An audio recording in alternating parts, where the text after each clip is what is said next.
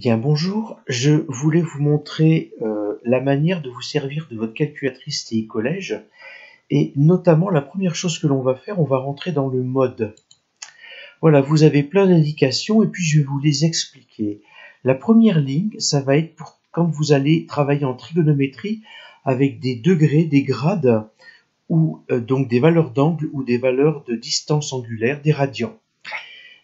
Ensuite, vous allez avoir une deuxième ligne qui va être importante. Alors, on se servira que des deux premières, l'écriture normale. Donc, pour y parvenir, vous voyez que on va se servir des flèches montées, descendre, droite, gauche. Donc, écriture normale ou écriture scientifique. Si je veux l'écriture scientifique, je tape Entrée. D'accord? Sinon, je reviens en écriture normale.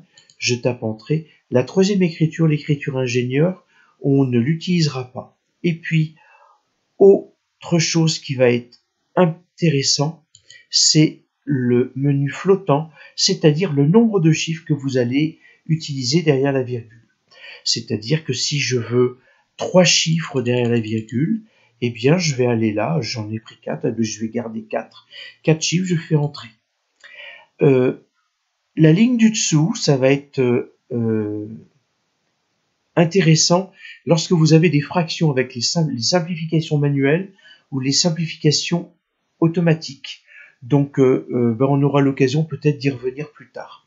Donc, si je veux commencer à travailler avec la calculatrice, je vais quitter. Donc, je vais faire seconde mode. Je fais attention, je suis en degré, en écriture normale, à 4 chiffres derrière la virgule. Donc, je fais un seconde mode pour quitter.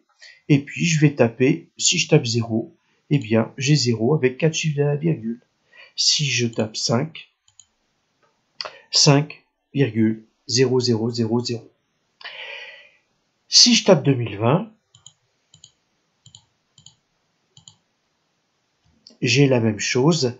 Et maintenant, je vais voir comment on fait pour l'écriture scientifique. Donc, la chose intéressante, c'est de travailler avec 2019. Vous allez comprendre pourquoi.